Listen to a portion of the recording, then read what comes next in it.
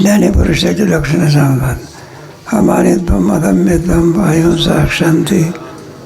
हा जेव्हा आता शेवटचा गोंध आहे. आचार्य उपासनं शौचम स्थैर्यवात्मविनी. तेव्हा आता आचार्य उपासते. आचार्य म्हणजे गुरुजी. श्रोत्रियम ब्रह्मनिष्ठम. तेव्हा आचार्य उपासना तयावरी गुरुभक्तीची परी समगावधारी चतुर्नगा. आता अर्जुनाला हे विशेषण दिलं आहे बा. चतुर व्यवहारामध्ये नाही का, काय काय माणसं चतुर असतात.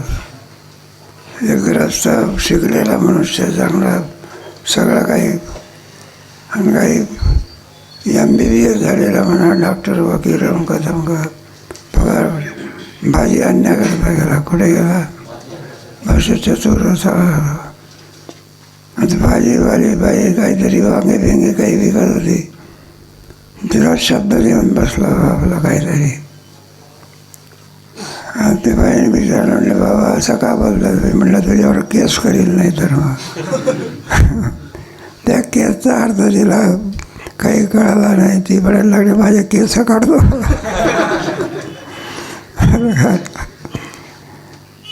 कसं करताय? ज्ञानी असून काम मागत नाही. मनुष्य चतुर असावं लागतं. काही माणसं हे असतात पण व्यवहार चतुर असतात. आहे का व्यवहारात सुद्धा कसं वागावं, काय वागावं, हे कीर्तनकारांनी सुद्धा काय केलं पाहिजे, शिकलं पाहिजे. दृष्टांत जोडून द्या. देवाची उपासना दिलेली आहे ना. देव चतुर चतुर असं म्हटलेलं आहे तुकोबाराने. म्हणून आम्ही तुला हे गुरुभक्ती सांगतो. आम्ही सांगतो आणि तुम्ही काय करायचं, झोपायचं. बसुदे एक पंथी अवधानाचे, तरी सकळ जळ समृद्धी घेऊन समुद्रात घेऊशेदी. काश्वती महापती पैठी झाली. हे किती महत्त्वाचं आहे सांगण्याकरता. सकळ जळ संपत्ती घेऊनच गंगा समुद्रात गंगा निघाली उदरी. श्रुती आहे महापती पैठी झाली. आज जे गुरुसेवा ही किती महत्त्वाचं आहे सांगण्याकरता याच्यामध्ये शौच असणारा असा जो जीव, त्याला ब्रह्मरूप करण्याची शक्ती आणखी आहे. जसा परीस असतो, लोखंडाला लागला तर काय करतो? समुद्र करतो. किती वेळात करतो? 2-4 दिवसांनी का लागण्याचा. किंवा नदी समुद्राला मिळाल्यानंतर ती समुद्र रूप होत असते. अथवा श्रुती महापदी पैठी झाली. महापद म्हणजे कोणतं? ज्याला महावाक्य असं म्हणत असतात. ज्याच्यामध्ये जीव ब्रह्माचं काय त्याला महापद म्हणतात. शेवटी अंतिम स्थान कोणतं आहे त्यालाच आणि मोक्ष असं म्हणत असतात. ज्या ठिकाणी कोणत्याही प्रकारे दुःख नाही, केवळ आनंद आहे, त्याला काय म्हणायचं? मोक्ष. ते महापद म्हणजे हे पदच आहे. व्यवहारामध्ये सुद्धा अंधार होणं हे सुद्धा काय, त्याच्यापेक्षा खासदार होणं, त्याच्यापेक्षा राज्यमंत्री होणे, कॅबिनेट मंत्री होणे, शेवटी नरेंद्र मोदी. महापद पद काय झालं? संपलं नाही का? उपमंत्री पद आहे पण तो मी महामंत्री कुठं झालो? शेवटचं पद जेव्हा पैठी झाली. शेवटी संपत असते ना. भगवंताने सुद्धा अर्जुनला गीता सांगत बसले. त्याला शेवट आहे ना. उपक्रमोपसंहार अभ्यास अपूर्वता फलम. 6 लिंग सांगितलेलं आहे. शेवटचं लिंग म्हणजे तेव्हा एकूण एक नानावे टाळवणे जीविते गुणागुण खुले आणि प्राणनाथा जीव केले झाले प्रिया. नानावे टाळवणे हा पतिव्रतेचा दृष्टांत. वेटाळवणे जीवेचे गुणागुण केले सर्व आपलं कोणाला अर्पण केलेलं असते. जसं आणखी भक्त आपला गुरुसेवक असतो, गुरुला अर्पण करतो.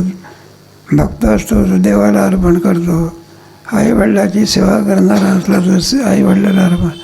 तसा पतिव्रता माऊली सर्वस्व कोणाला अर्पण करते? पतिव्रताला.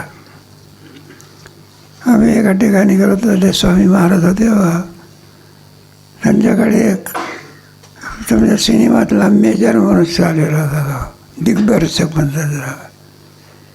बराच वेळ बसला होता. आम्ही बसलो आपल्या स्वामीचं ते दर्शन घेतलं. सहज परिचय सांगायला लागला. म्हणलं मी असा दिग्दर्शक मुंबईवरून स्वामीच्या दर्शनाकरता आलो. बरं आहे. मग गोष्टी करता करता निघाल्या बघा. मग तोच म्हणायला लागला. म्हणलं जेवढे आणखी नटे आणि सिनेमामध्ये काम करतात त्या म्हणलं सगळ्या वेश्या एकही पतिव्रता नाही म्हणलं. आणि त्यांचा तुम्हाला माहिती प्रत्येकीचा दर ठरलेला असतो काम करण्याचा. कोणाचा 8 लाख, कोणाचा 9 लाख.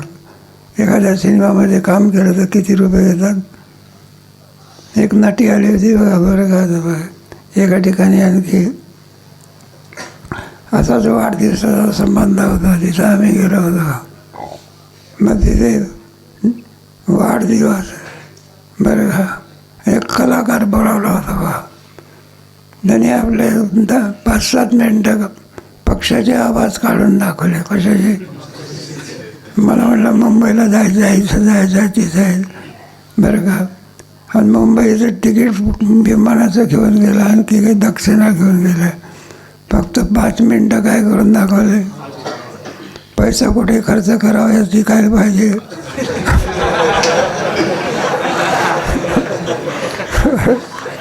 एक नटी आली होती बघा. आम्ही आपले स्टेजवर होतो आणि ती काही नाही बघा, 2-3 चक्र मारल्या असेल. काय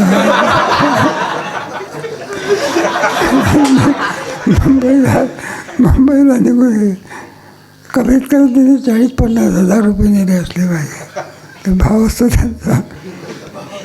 आणि त्या व्यवस्थाला विचारा. म्हटलं का हो हे नटी बोलवण्याचं कारण काय? म्हणलं महाराज त्याच्याशिवाय लोक जमत नाही. किती मोठा वक्ता ना खोकडे सारी ज्ञानेश्वरी पाठ आहे, गाथा पाठ आहे, तरी 5 माणसं जमत नाही. नटी आली तर सगळं गावाला करता काळाचा आहे बघा. बरं आहे आपलं वारकरी शिक्षण संस्था आहे म्हणून थोडा दिशा आहे. काय नाही तर सगळे शाळेतले बरोबर दिशा ही नाही बघा. काही नाही. एक ना क्रिकेटर आला होता ते पत्रकामध्ये, त्याला पाहण्याकरता इतका तरुण आला बघा. आणि ज्या दारातून येत होता ना तो कोण क्रिकेटर, त्या दारावरती गर्दी जमली बघा. आणि तो आल्यानंतर चेंगराचेंगरी झाली. 2-4 माणसं मेली. आता तोही माणूसच आहे की काय? त्याला पाहण्याकरता काय त्याला काही 4 डोळे आहे का? सगळ्या एखादा कीर्तनकाराला तर इकडून जाते तिकडून जाते. ज्याच्या दर्शनात माणसाला पुण्य आहे काय करे. संतांच्या दर्शनामध्ये जेथे वसती हरीचे आणि पुण्य पिके.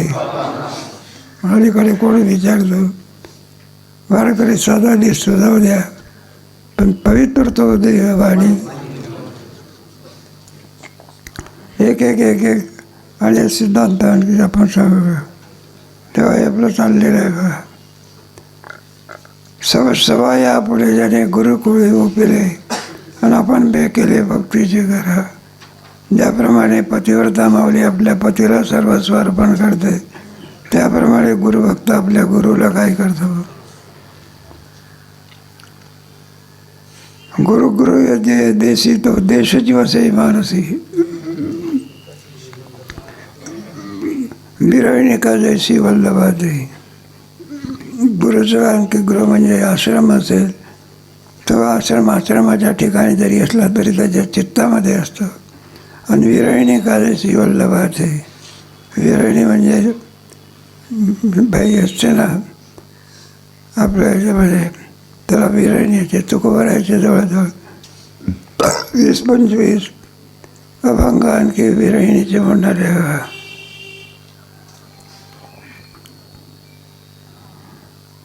पेकडून येत असे वारा देखून जावे सामोरा. आडपणे म्हणजे घरा भिजो केजे.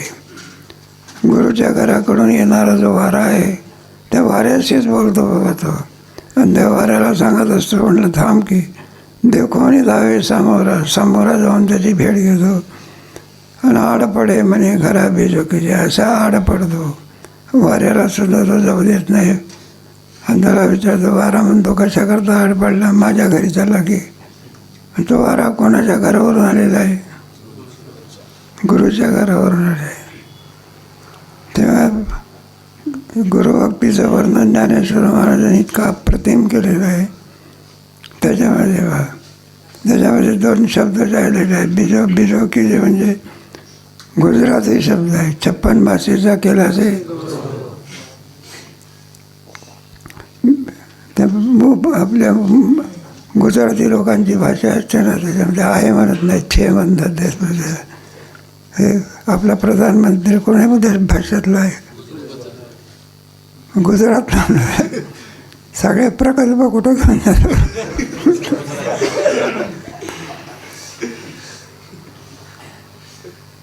दुसरा साजा प्रेमाची आबोली बोली, ते दिशेचीच आवडी बोली. इतका प्रेमाने आणखी वेळा होत असतो. गुरुच्या घराची जी दिशा असेल तिकडेच त्याला आवडत असते. जीवस्थानपदी करून एखादे गुरु आहे, तेव्हा आपला जो जीव आहे तो आणखी तो एकनिष्ठ होऊन गुरुच्या ठिकाणी अर्पण करतो. परी गुरु आज्ञा धरिले देह गावी असे एकले, वासुरवा लागले लाविले दावे जैसे. गुरुच्या बाबतीमध्ये, आज्ञेच्या बाबतीमध्ये गावी असे एकले.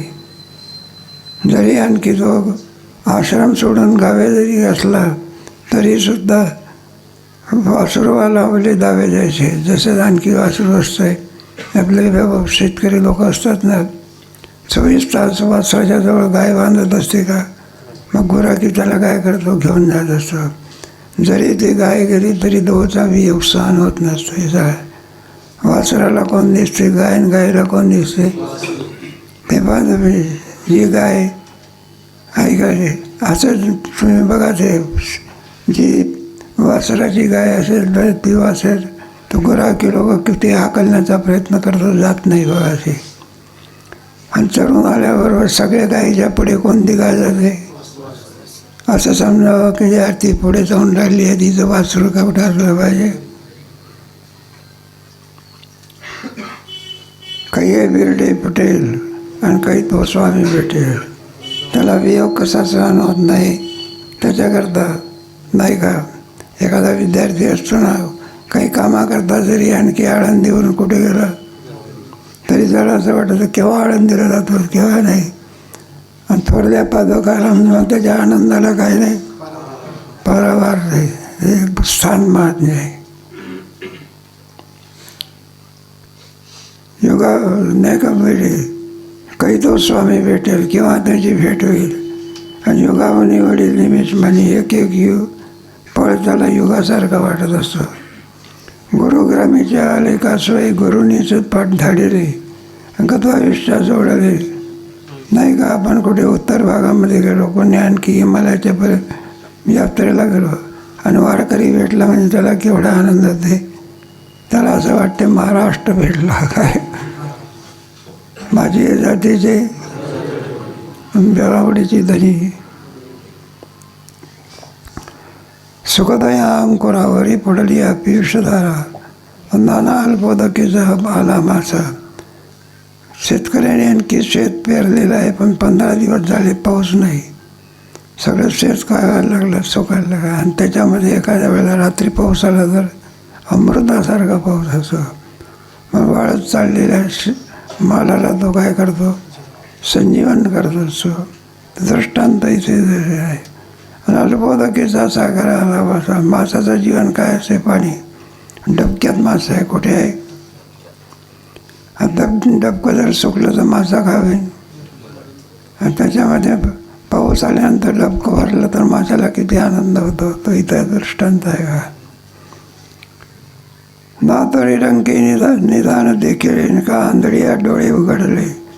रंकेने घाटावरचा भिकारी आहे बघा. आणि निदान देखील असा माणूस मिळाला नाही का आपल्या विद्यार्थ्याच्यामध्ये का यावर्षी नाही मागच्या वर्षी. आणि ते अभिष्टचिंतनाच्या वेळेला कोणी 5 रुपये दक्षिणा देत नाही. एका विद्यार्थ्याला 5,000 द्या.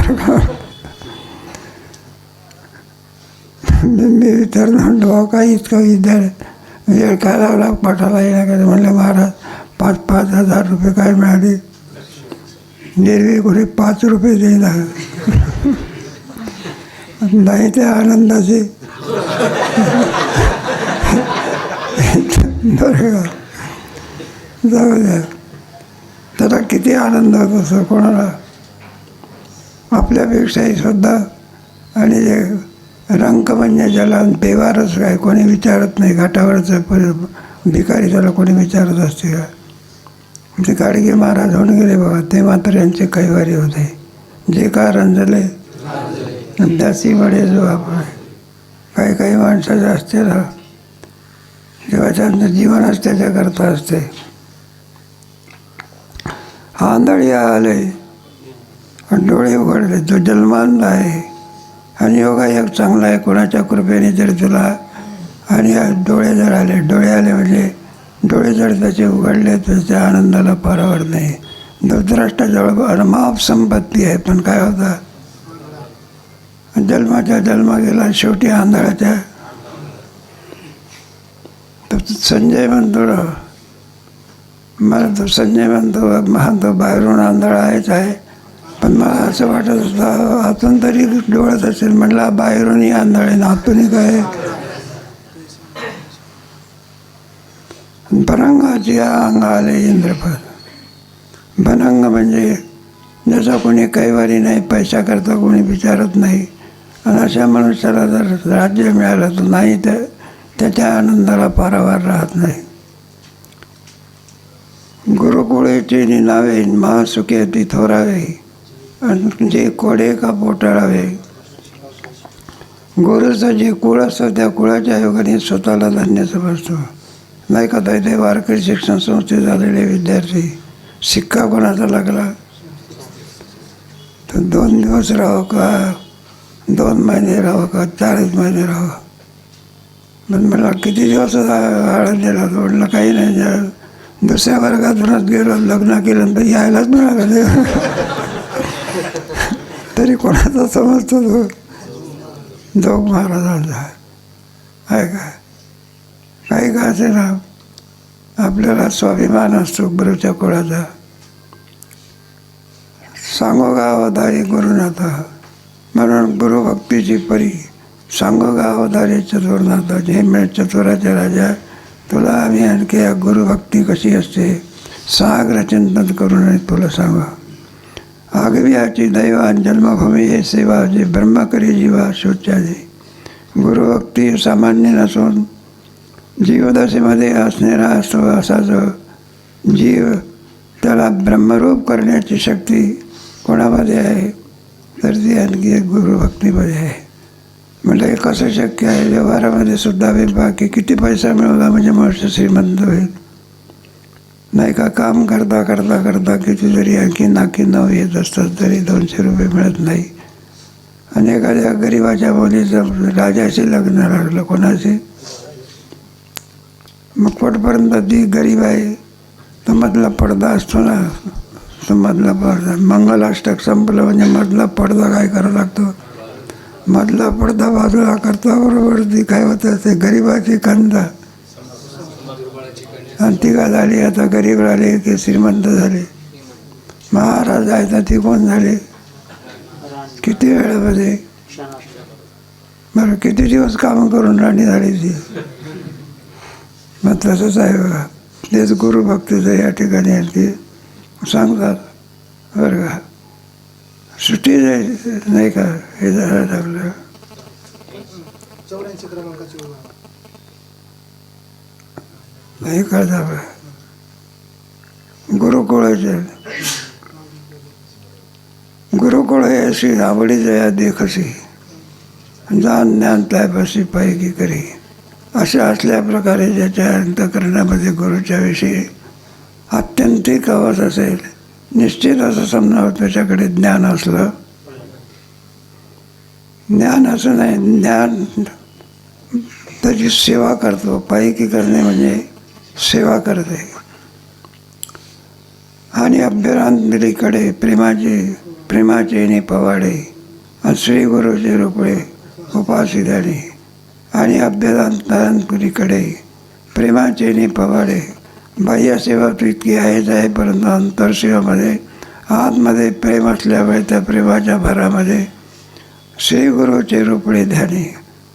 आपणच आणखी गुरु देवाचा भक्त देवाचं ज्याप्रमाणे आतमध्ये चिंतन करतो, ध्यान करत असतो, त्याप्रमाणे गुरुभक्त देखील गुरुचं चिंतन आणि ध्यान आपण नाही करू. जसे आपण म्हणतो ना, आपल्या पाठ सुरू व्हायचे याच्याकडे नाही करे ते नमस्कार होणे हे सर्व आपल्याला प्राप्त होत असते. ते इथे सांगितलेलं आहे. श्रीगुरूचे रोपडे उपासी झाले. श्रीगुरूचं जे काही ध्यान असेल ते अंतःकरणामध्ये आणखी ध्यान करतो. बाह्य दरेत 3 देह आहे ना माणसाला, एक स्थूल देह, एक सूक्ष्म देह आणि शेवटचा कोणता, मग स्थूल देवही सुद्धा त्याचे आहे. म्हटलं का तुम्ही कोणाचं ध्यान करत असता, तर म्हणलं आपल्या गुरुचं काय करतो. जसा जसा देवभक्त असेल तर देवाचं ध्यान करतो, आई वडिलाचा भक्त असेल तर आई वडिलाचं ध्यान करतो. एखादी पतिव्रता मावली आपल्या पतीचं काय करते, हे सगळे ध्यानाचे विषय आहेत. त्याप्रमाणे गुरुभक्त कोणाचं ध्यान करतो. ध्यानामध्ये एकलव्य होता, गुरुच्या ध्यानाने मातीचाच द्रोण केला होता. त्या ध्यानाने त्याला जी विद्या पांडवांना प्राप्त झाली नाही, ती विद्या कोणाला प्राप्त झाली, एकलव्याला. हे सगळं असं हे तुमच्या याचं शंकराचार्यांच्या याच्यामध्ये एक गोष्ट सांगतो. त्यांचे जे त्रोटकाचार्य होते, ब्रह्मसूत्राचा पाठ सुरू करायचा, हा याला वेळ लागला यायला. मग ते मंडळी म्हणायचे गुरुजी आज पाठाची वेळ होऊन गेली, पाठ सुरू करायची. अरे मला त्या त्रोटकाला येऊ द्या की. बराच वेळ झाला तरी श्रोते मंडळी म्हणले महाराज पाठ सुरू करा की. अरे म्हणलं तो येऊन तरी काय करतो, येतो का त्याला काही नसतं, आपली जागा अडवतो दुसरं काय करता या आला काय. आणि मग ते काय करता बा, मग तिकडून जो आला साठीला मोठी जाऊन तुमच्या शंकराचार्याने पाहता बरोबर त्या दिवशीचा पाठ कोणी सांगितला,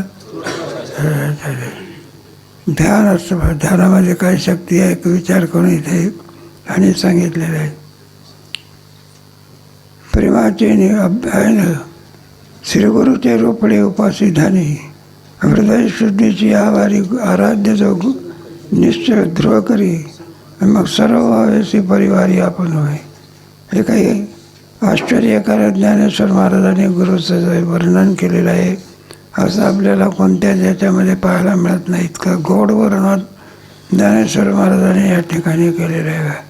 हृदय शुद्धीची आवारी आराध्य जो निश्चय ध्रुव करी.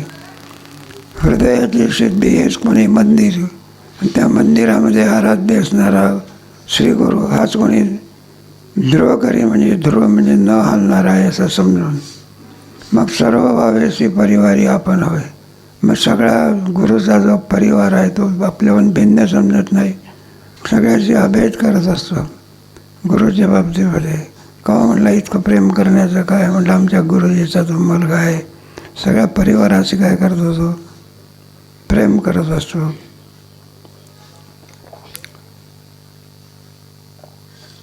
सर्व भावेशी परिवारी आपण होय. का चैतन्याचे पोळीन माझी आनंदाच्या रावळी, श्री गुरुलिंगा ढळी ध्यानामृत. का चैतन्याचे पोळी माझी आनंदाच्या रावळी. चैतन्य ज्ञानेश्वर महाराजांची ही भाषा. ज्याप्रमाणे ब्रह्मा हे चैतन्य स्वरूप आहे, हेच कोणी पोकळी माझी आनंदाच्या रावळी. रावळ म्हणजे मंदिर. ते मंदिर कोणतं, आनंदरूपी मंदिर आहे. या मंदिरामध्ये गुरुलिंगा ढाळीच्या ध्यानामृत. मग भगवान शंकराच्या लिंग आहे जसा आणखी शंकराची पूजा करणारा आणि वरून धार मारणार आहे.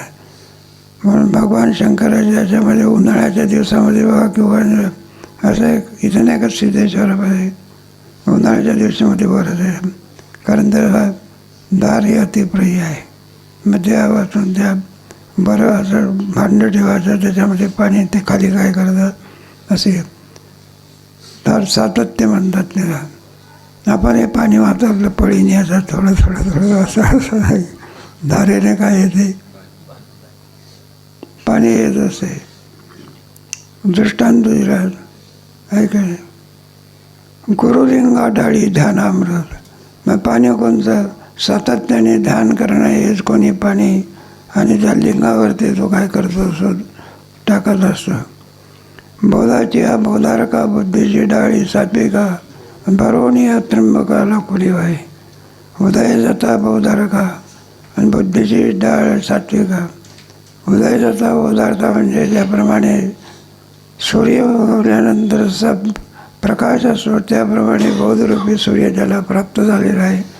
बुद्धीची डाळ सात्विका, बुद्धीचे जे काही प्रकारे सत्वगुणी वृद्धी, तमोगुणी वृद्धी, रजोगुणी वृद्धी, तेव्हा सत्वगुणी वृद्धी त्याच्यामध्ये सगळे भाव भरले असतात बघा. आणि भरवणी हा त्र्यंबका खोलीवाय.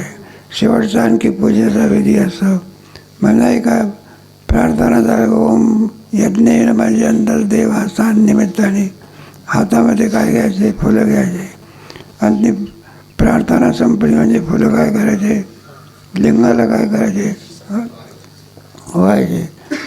महापूजेच्या वेळी आपल्याला हे सगळे प्रकार काय होतात ना, आणि सगळ्यांनी उभे राहायचं आणि ती ओम यज्ञेन, यज्ञ म्हणतच देवाचा आणि प्रसन्यासम अशी सुंदर व्याख्या आहे त्याच्यामध्ये.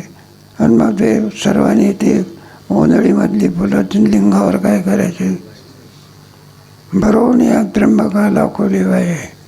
मग ते बरेच फुलं असतात. काळशुद्धी त्रिकाळी जीवदशा धूपजाळी ज्ञानदीपी ओवाळी निरंतर. काळशुद्धी त्रिकाळी 3 काळ असतात नाही का, सकाळ दुपार आणि मध्यान्ह काळ आणि सायंकाळ 3 वेळा पूजाचे. भामचंद्र व्रताबा हे त्याचा पुढे हे झालं तर 3 वेळा स्नान करायचं आणि 3 वेळा शंकराच्या लिंगाला पूजा करत असे. असं कोण कोण भक्त कसा असेल, आपल्याकडे ही पद्धत फार कमी आहे. तुम्ही उत्तर भागामध्ये गेलेला बरं का, शौचाकडे जरी गेला तरी गंगेत काय करतो, हे तर फार कमी आहे. की लघवीकडे करून धरून गेला तरी काय करतो, त्याचं म्हणत असं टीका म्हणून नाही बा बरं का. बोले बैरागी तो ध्यान, बैराग तो नाते नाते मर गए, सन्यासी जब खाते खाते म्हणू विनू नका कोणाचा नाही झाला. तिकडे भाषा सांगेल तेव्हा ते भाषा म्हणलं. बैरागी लोक असताना सारखे काय करतात, ते स्नान करते करते मर गए, नान्यासी खाते खाते. टीका म्हणून नाही म्हटलं का मी इथले आमंत्रण जेवायचं घेतलं, तिथंही आमंत्रण जेवायचं घेतलं. 3-4 ठिकाणचं आमंत्रण एकाच वेळेला 3-4 ठिकाणी कसं काय झालं. ते म्हटलं काय नवरदेवासारखं जेवायचं. म्हटलं एवढं हे करण्याकरता काय काय म्हटलं, हे काय एका जेवणामध्ये आम्हाला 10,000 रुपये काय मिळते दक्षिणा. दक्षिणेवरून लक्ष ठेवून विद्यार्थी तरी काय करतात बरं का, पकवानावर ठेवून आणि कोणाचे आमंत्रण स्वीकारतात का अगोदर विचारतात भेट काय आहे. इतकं चाललेलं आहे म्हणून लाखोरी काळशुद्धी त्रिकाळी दिवदशा धूपजाळी. एक दुपारती असते. पंढरपूरला जर आपण गेले तर कोणती आरती असते, सायंकाळच्या वेळेला दुपारती होत असते. त्याला दुपारती समजा काळशुद्धी ते एक हे असते, त्याच्यामध्ये पेटवायची सुगंधी असते. कारण मग पिवार काय करायचं असं जिकडे तिकडे दाखवायचे. जीवदशा धूप जाळी. कोणता धूप असतो त्याच्यामध्ये? आपल्या ठिकाणी आपण मुळामध्ये ब्रह्मस्वरूप असून हे सुद्धा अविद्येमुळे कोणत्या याला खालच्या थराला निदान काही का असे ना आनंदाची गोष्ट आहे. जीव मनुष्य देहामध्ये आलो हे भाग्यच आहे का? आणि मनुष्य देह येण्याच्या ऐवजी कुण्या कृमी कीटक पशु पक्षी याच्यामध्ये मजा गोष्ट. मग जीवदशा कोणत्याही असो, ब्रह्मदेव जरी असला तरी जीवदशा काय आहे? ब्रह्मदेव तरी जीवच, मुंगी तरी बद्धता म्हणतात. जीव म्हणजे बद्धता आहे ना. आणि या जीवरूप याच्यातून मुक्त होण्याची संधी फक्त मनुष्य देहात आहे का? नाही का? बहुता दिवसा फेरा पण नका घेऊ वारण धर्म तुझे असं आहे. त्याला जीव कोणत्या याच्यामध्ये जीव जाईल काही सांगता येत. एवढा मोठा जडभरत राजा पण कोणत्या देहामध्ये गेला? बरेचसे असे प्रकार आहे माहीत आहे. म्हणजे जीवदशा नासे जीवपणा बरोबर. धूप जाळी जीवदशा ती नष्ट करण्याकरताचा मनुष्य जे आहे. आणि ध्यानदीपे भोवाळी निरंतर. आपण जे काही ध्यान करत असतो हे ध्यान आणि ओवाळण्याची आणखी ज्ञानदीपे ओवाळी एक विधी असतो ना. सर्व झाल्यानंतर आरती होत असतात. आरतीमध्ये मग ओवाळल्या जात असतात. मग कोणता दिवा? ध्यान हाच पण एक दिवा. आणि त्या दिव्याने आणखी ते ओवाळल्या जात असते. सामरस्याची रससोय अखंडवर पिवज आहे. आणि आपण भराडा होय गुरुतुल्यंग. सामरस्याची रससोय अखंड अर्पितच आहे. बघा आरती झाल्यानंतर नैवेद्य दाखवायचा असतो. तो नैवेद्य कोणता आहे? नाही तर सांगतो काय जसे ज्या पंढरपूरचं नैवेद्य काय पाहिजे आहे असं एकही दिवस जात नाही. बघा कुठून ना कुठून तरी पूर्णाच्या पुढचं नैवेद्य आल्याशिवाय राहत नाही. मग नैवेद्य दाखवा. काही लोकांना म्हटलं का दररोज नाही का? मग त्या याचा नैवेद्य असताना तुमचा नैवेद्य म्हटलं आमचा नैवेद्य. देवाला नैवेद्य दाखवल्याशिवाय जेवण काय? आपण आत जाऊ देत नाही ना. लांबरच दाखवायचा. काय दाखवायचा? आतमध्ये काय होत देत नाही. हे नैवेद्याचा अस्तित्व. नामदेव महाराजांच्या घरी हा नियम होता. दिवा जावा होता नैवेद्य झालाच पाहिजे. नामदेव महाराजांच्या ह्याच्यात तुमचं नैवेद्य एक दिवस त्याच्या वडिलाला काम आला. मला रोज तर काय दाखवलं पाहिजे नैवेद्य. बापाच्या बरोबर कोण जात असे? दामोसिटीच्या बरोबर कोण जायचं? मग नैवेद्य दाखवायचा. आता वडील आणखी कामाला गेल्यामुळे नैवेद्य दाखवण्याची पाळी कोणावर आली? मग काय तर नामदेव महाराज निघाला काय नैवेद्य घेऊ. आणि देवाच्या समोर ठेवला आणि सांगितलं म्हटलं देवा काय करा. आता पुढे देव कुठे खात असतो काय? पण हट्टी भक्त होऊन गेले. 2 हट्टी भक्त होऊन गेले. एक जर पुंडलिक आणि दुसरं ते काय नाही म्हटलं जमणार नाही. आमच्या गावावरून जायचं आहे. अजूनही सुद्धा कुठे आहे जेव्हा जोपर्यंत आणखी पुंडलिकाची आज्ञा होत नाही तोपर्यंत देवाला वैकुंठात जाता येत. म्हणून काय करीत मला पुंडलिका मानला असे नापिळे जो जाऊन कवने परीन उभा केला विटेवर. अजूनही परमात्मा विटेवर हट्टी भक्त कोणता? पुंडे. असा नामदेव हट्टी भक्त. मला जेव्हा जेवतोस का नाही हानू म्हणलं देवाला आनंद डोकं फोडून घेतो की श्रीरपचाडतच नामावर होत. मग देवाला काय करावं लागणार? नैवेद्य घ्यावं लागणार. कशा करता आपलं हे त्याच्यामध्ये झालं.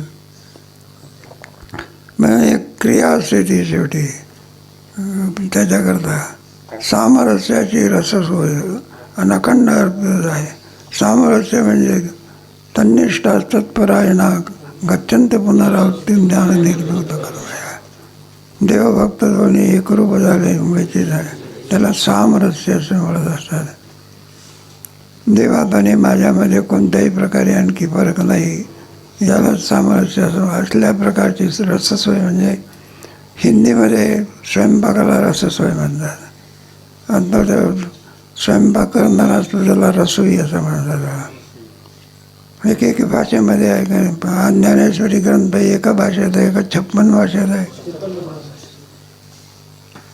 अखंड अर्पित आहे. असल्या प्रकारे आणखी तो नैवेद्य देवाला दाखवत असतो. देव कोण आहे? गुरुजी. आणि नैवेद्य कोणता आहे? आपला सगळी वेदांतातली बरं का भक्तिरसाने भरलेली पूजा आहे. जीवाचे शेजे आणि आपण भराडा होय गुरुतो लिंग. आपण भरा म्हणजे आपण पुजारी होतो आणि गुरुला लिंग करत असतो. जीवाचे शेजे गुरु कांत करुणी भुंजई नैसे प्रेमाचे निभोजे बुद्धी वाहे.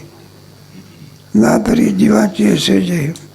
आता सगळा जेवण वगैरे झालेलं आहे. मग विश्रांती करतात आहे ना. एखादा कीर्तनकार मनुष्य असतो मग त्याचं जेवण बिवण झालं म्हणजे लोक म्हणत असतात महाराज चांगली खोली आहे, निवांत आहे, शेत चांगली आहे. खुशाल कीर्तनाला जायच्या वेळेलाच उठायचं. तोपर्यंत काय करा.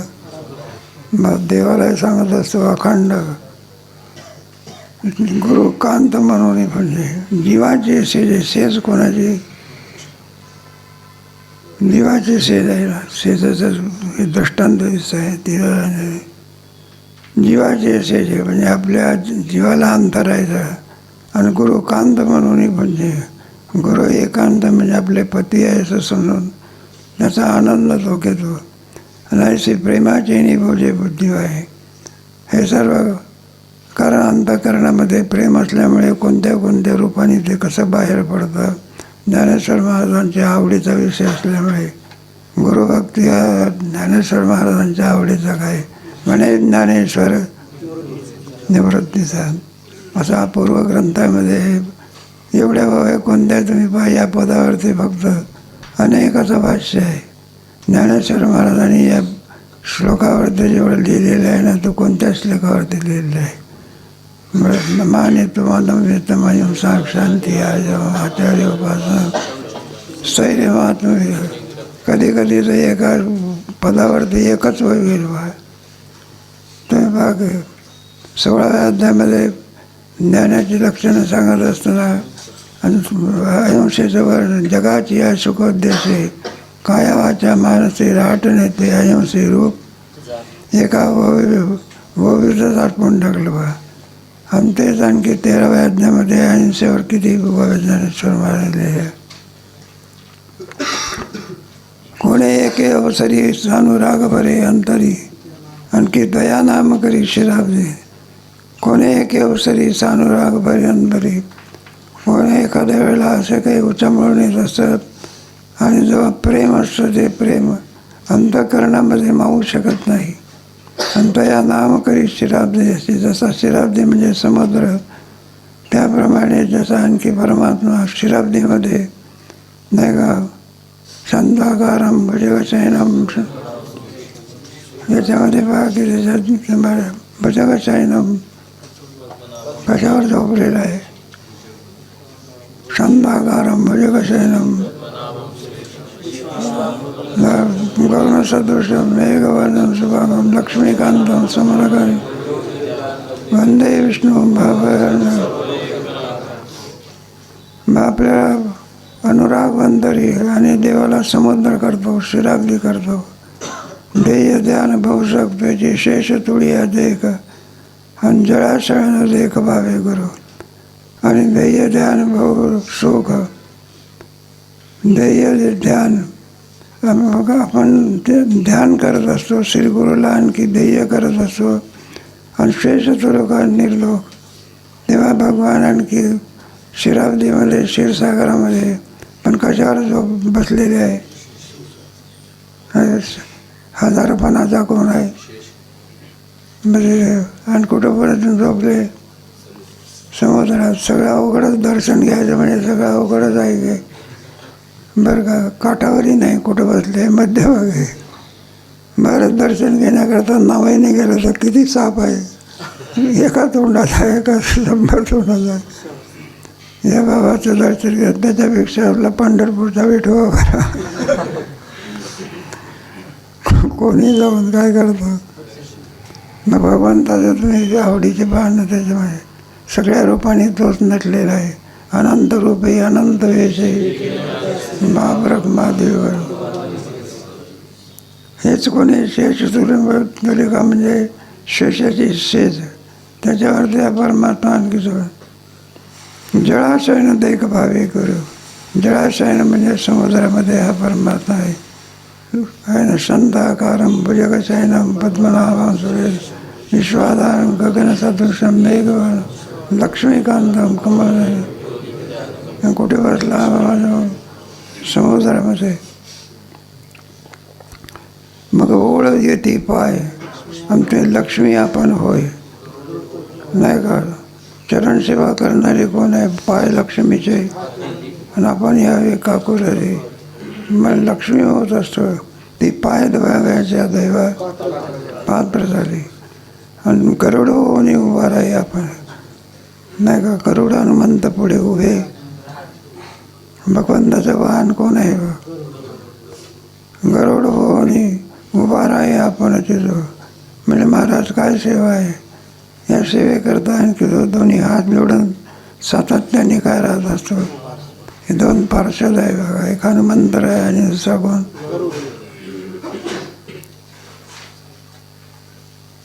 आपण होय. काय नाभी आपण जन्मे नैसे गुरु मूर्ती प्रेमे आणि अनुभवी मनोधर्मे ध्यानसो. नाभी आहे आपण जन्मे. भगवंताच्या नाभीमधून कोण कमळ निघालेलं आहे आणि त्या कमळावरती कोण आहे. मग ब्रह्मदेवाचं. ज्ञानेश्वर महाराजांचं असं गुरुचं भक्तीचं सगळं आणखी असं काही बनून सगळं वैकुंठ काय आणि कैलास काय तिथले देव वगैरे सगळे गुरु. म्हणजे एवढ्या गुरुचं आणखी महात्म्य या ठिकाणी वर्णन केलेलं आहे. अनुभवी मनोधर्मे ध्यान असो. नाही का ध्यान करण्याकरता मनाची एकाग्रता लागत असते. मनामध्ये यावेळेला संजलही मन कृष्ण. ध्यानाच्या योगाने मन हे एकाग्र होत असते. असं एकाग्र मनाने ध्यानाचा तो अनुभव घेत असतो. एखादे वेळे गुरु माय करी भावळे सैन्य सुखे लोळे. एखादे वेळ जसं लहान मुलं असतं ते त्याला काही लाज असते का. ते आईच्या अंगावर आणखी खेळत असतं. त्याप्रमाणे माय करी भावबळे. गुरुला आई करत असतो. आणि भावबळे म्हणजे या भावाच्या योगाने जगामध्ये मोठं बळ जर असेल तर भक्तिशास्त्रामध्ये भावाला भावे विन भक्तीन भक्ती विन बळे विन शक्ती. भावामध्ये काय सर्व आणि भगवान कसा कसा होईल ते काही सांगता येत नाही. आहे ना. कैसे भावार्थाचे बळ देव झाला तिचे बाळ. आहे ना. तर भगवंताच्या लिलेमध्ये बाललीलेमध्ये आहे ना. आहे का नाही. एकाएकी परमात्मा मथुरेमध्ये कंसाच्या ग्रहामध्ये जन्म झाला कोणाचा. भगवान श्रीकृष्ण. मथुरेला जा तुम्ही तुम्हाला ते सगळं पाहायला मिळेल. चालला आहे मथुरेचा उद्धार करण्याचं. नरेंद्र मोदीच्या मनामध्ये आलेलं आहे. अयोध्येच्या रामाचा काय केला उद्धार केला तसा कृष्णाचा आहे काय करायचा आहे उद्धार करायचा आहे. तिथे हे सगळं आपल्याला पाहायला मिळतं. एकाएकी परमात्मा अष्टचतुर्भुज मूर्ती उभी राहिल्या. मध्ये हे होते ना देवकी. ते म्हणले कृष्णा तू हे जरी झाला पण माझी भक्ती कशा करताय. तुला माझा मुलगा मिळावा म्हणून. तू एवढा मोठा धटिंगण जर उभा राहिला तर तुला देवकीचा म्हणणार. मग तुला देवकीचा म्हटलं पाहिजे. याच्याकरता आमची भक्ती आहे. देवकीचा आता लहान मुलं कसं असते लहान स्तनंदाई होत असतं त्याप्रमाणे आणखी लगेच परमात्मा अवघे होऊ घ्यायचे. त्याला मोठंही होता येते आणि काय होता येते. कैसे भावार्थाचे बळ देव झाला तिचे. पुढचा इतिहास माहिती आहे. पुन्हा माया घातली आणि जसे 5-6 मारले तसे ह्यालाही काय करी, मग सोडा सोडा मिठेन माझे. हे काही आपलं काल्याचं कीर्तन नाही, ज्ञानेश्वरीचं दृष्टांत. नाभी आपण जन्मे ध्यान असो, गुरुमाय करी भावळे, स्तन्य सुखे डोळे. आणि मग ती आई असते, स्तनपान करत असते. असा सगळा इतिहास ज्ञानेश्वर महाराज असा कवीच झाला नाही म्हणतात बरं का. मामासाहेब सांगायचे गीतेवरती किती टीका आहे, 700 टीका आहे. किती? प्रत्येकाने आणखी अभिनव भाव्यावरची ते सुद्धा टीका आहे. बऱ्याचशा लोकांनी काय लिहिले आहे, पण ज्ञानेश्वरीचे सर कोणत्याच टीकेला काय होत नाही. ज्ञानेश्वरी ते ज्ञानेश्वरी. नादरी कीर्ती चैतन्य तर उत्तरवटे, आणि गुरुदेव आपण पोटी वत्स करी. एक एक एक एक दृष्टांत ज्ञानेश्वर महाराजांच्या साहित्यामधले सगळे दृष्टांत आहे. जशी गाय असते का नाही, ती गाय एखाद्या झाडाखाली काय करते, शेतकरी काय करते, गाय बांधून देते किंवा उभी करते. मग झाड कोणतं आहे, चैतन्य तरोत्तळवटे. ब्रह्म हेच कोणी झाड, त्याच्या झाडाखाली. आणि गुरु देणू माय पोटी. मग तिथे वासरू काय करत असतं, ते सोडल्यानंतर तोंडाजवळ जात असते का वासरू, मग कुठं जात असते, कासेकडे जात असते. चित्र दाखवतात ना तुम्ही, ती गाय उभी आहे आणि तिच्या कासेला कोण आहे. काही काही ठिकाणी गाय उभी आहे आणि त्याच्या कासेला भगवान कृष्ण आहे. आणि ते स्तन तोंडात घेऊन काय करतो. गोरक्षणामध्ये फार आनंद आहे. रामावतारामध्ये भगवंताला फार वाईट वाटलं. म्हणलं आपण अवतार गेला पण आपण गोरक्षण करू शकलो. म्हणलं गोरक्षण का करू नये, सारे सवंगडी म्हणजे वानर. भाऊना वानराच्या बरोबर कुठं कालावर असेल. तेच सांगितलं. म्हटलं देवा वानर झालं. तर म्हणजे मग काय करा, काळा करण्याकरता सगळे गोपाळ केले, सगळी वानरं काय केली. तुकोबारा सुद्धा त्याच्यामध्ये होते. बा कृतयुगामध्ये प्रल्हाद होते, त्रेतायुगामध्ये आहे ना, कृतयुगामध्ये प्रल्हाद, त्रेतायुगामध्ये अंगद होते. बरोबर आहे. आणि द्वापार युगामध्ये उद्धव होते. आणि कलियुगात कोण होते, नामदेवराय. बघा, आणि तोची अवतार धरी नाही नाही आपलं जगद्गुरु तुका संप्रदाय. बरोबर आहे. सवयुगाचा भक्त व्हावा आणि पाठीमागे उभी राहा. असं नामदेव महाराज. नामदेवाचा अवतार म्हणजेच कोणाचा अवतार आहे, त्याची कथा सांगतात ना तुमच्या ह्याच्यामध्ये. तीर्थयात्रा करता करता करता नामदेव महाराजाने ज्ञानेश्वर महाराजाने इथून जात असताना देववरून गेले असतील. तुकोबाराचे वंशज होते विश्वंभर बाबा. त्यांनी सत्कार केला कोणाचा, नामदेव महाराजांचा. आणि ते नामदेव महाराजाकडे पाहत उभे राहिले. म्हणजे काही भाग्यवान नामदेव महाराज आहे, भगवंताचा सहवास ज्याला प्राप्त झाला. म्हणले महाराज, नामदेव महाराजांना म्हणायला लागले. म्हणले महाराज माझी इच्छा आहे. म्हणले काय इच्छा आहे तुमची. म्हणायला लागले. म्हणले पुढचा जन्म कुठे घ्यावा, तुमच्यासारखा मुलगा आम्हाला काय व्हावा, आमच्या घराण्यामध्ये व्हावा अशी इच्छा केली. तेव्हा नामदेव महाराजांनी म्हटला दुसरा कोणतो. मला मीच तुमच्या पोटी काय करणार आहोत. जगद्गुरु तुका अवतार संप्रदाय सगळ्यांचा. आणि नामदेव महाराजांचं राहिलेलं कार्य कोणी केलं. मग 96 कोटी अभंग केले होते कोणी. 4 कोटी काय होते, संकल्प किती होता. आणि 4 कोटी काय होते राहिलेले होते. उरले तर शेवटी लावी धोका. मग 4 कोटी अभंग या तुकोबाराच्या गाथेमध्ये आहे. आणि तुम्ही म्हणले आगाऊ बोलत असतात, 4,000 आहे.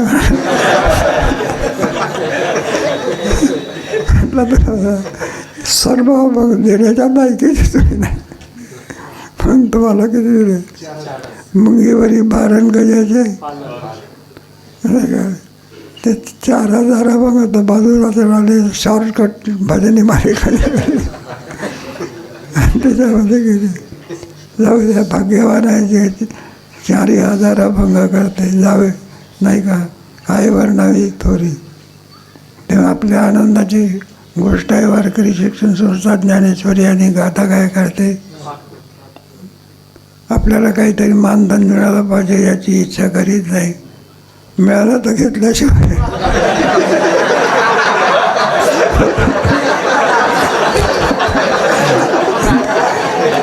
मानधन काहीच नाही, जास्त नाही. काही तर वर्षभर काय करतात आणि 5-10 हजार मिळाले काय, जाऊ द्या. येऊ द्या, चांगला संबंध आला तर लाख रुपये पाठ करणाराला काय करते, मिळतील. संकल्प चांगला करून ठेवा. काय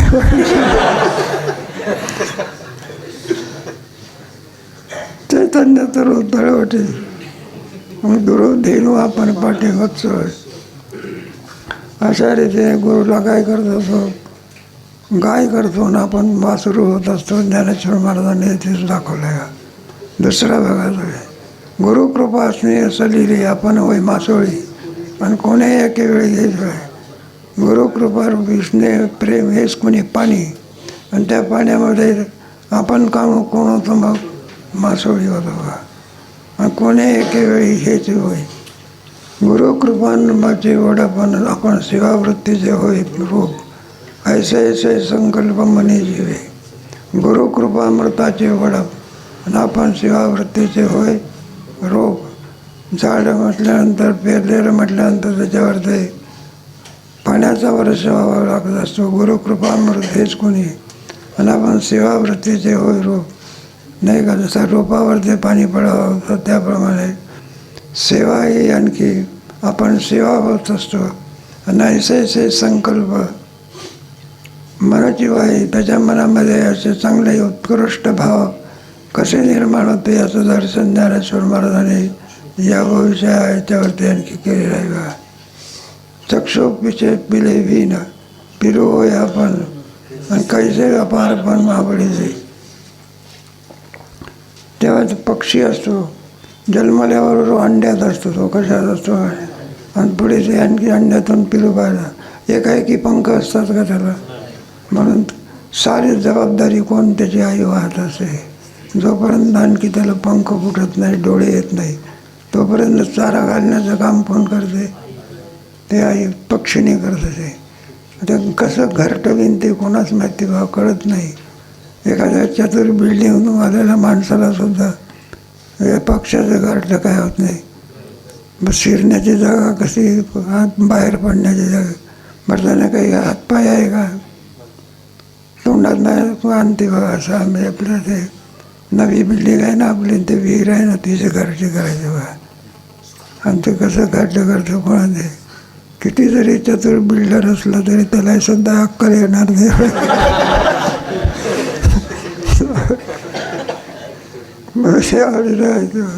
दृष्टांत म्हणून सांगायचे, चक्षु पक्षवीण, अजून काही पंख फुटलेले नाही.